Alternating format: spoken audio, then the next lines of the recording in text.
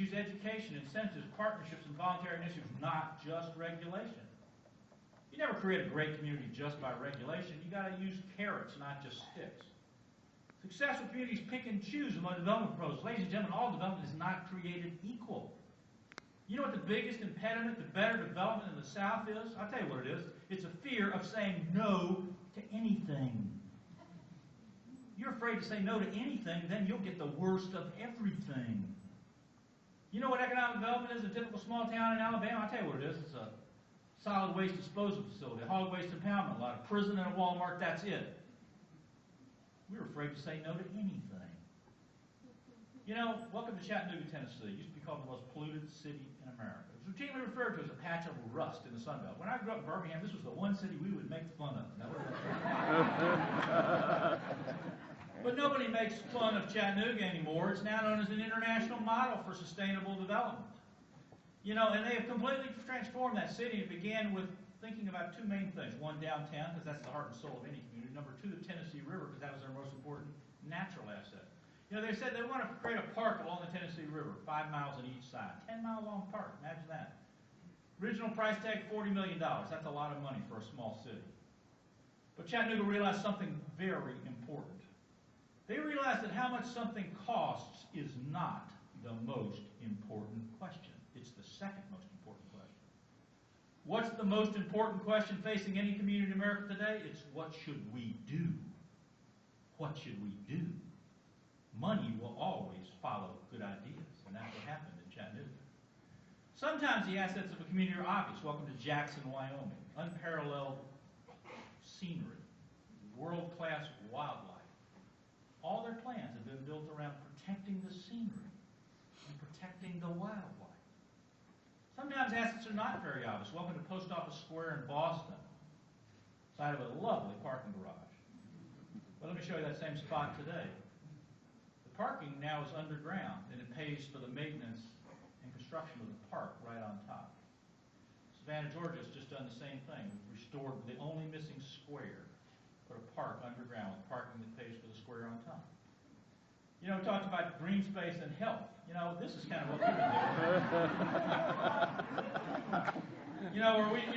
or we drive to the health club and run on the treadmill. When really all we could do, maybe we could just walk. You know, and think about schools. You know, think about your neighborhoods. Would you rather live in a neighborhood where your children have to be driven to school? Or in a neighborhood where you could drive to school if you want to, or they could walk to school, or they could ride a bicycle to school? Which one gives you more choice? There's a new book, Richard Louv, Last Child in the Woods. I love this line. I like playing indoors because that's where all the electric plugs are.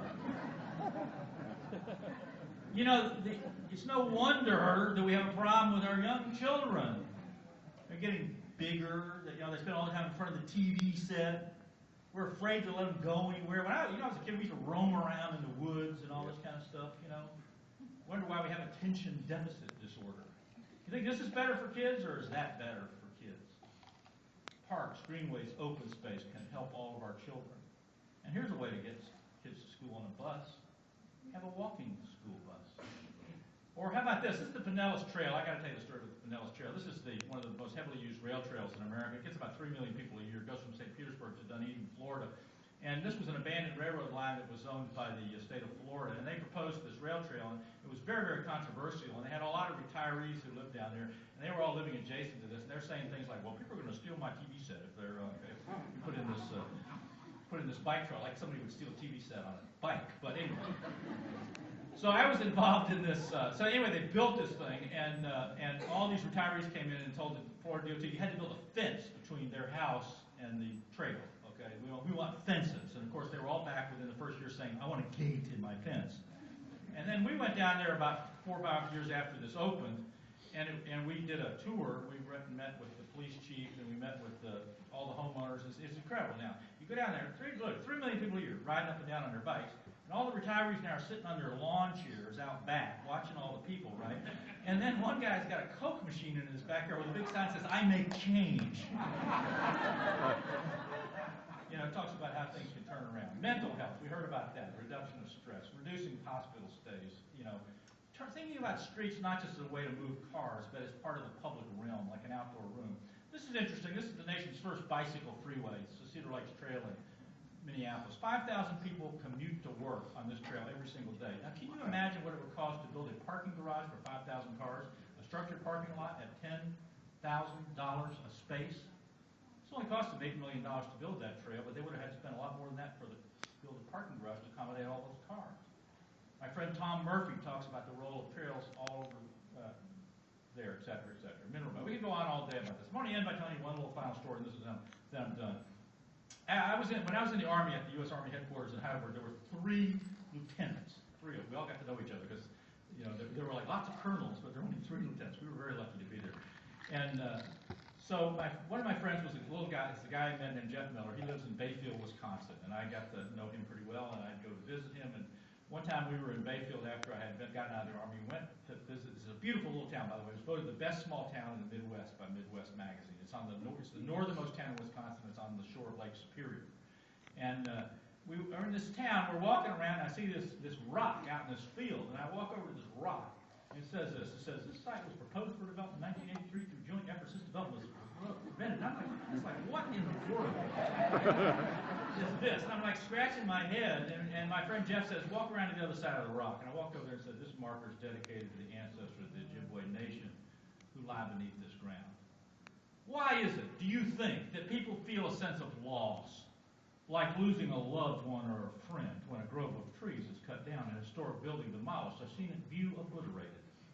It's not because we can't plant new trees. It's not because we can't build new buildings. It's because I believe, ladies and gentlemen, our sense of identity as individuals, as Americans, as citizens of North Carolina, is tied in a very profound way to special buildings and places and views. These are the places that are invested with rich symbolic importance that contributes to our sense of identity and well-being in a way no less fundamental than religion or language or culture. In fact, in ancient Rome, there was a maxim that said, quote, cities should preserve the visible symbols of their identity to give citizens a sense of security in a changing world. What we're oftentimes really trying to preserve, ladies and gentlemen, is memory. Memory. It's an attempt to keep a mental grip on those familiar and accustomed places that make us feel comfortable and secure. The justification for preserving the special places of North Carolina have as much to do with our need for psychological stability and cultural continuity as they have to do with ecology or economics. Ladies and gentlemen, you can grow without destroying the things that people love. I congratulate you for what you're doing, and thank you for inviting me here today. Thank you so very much.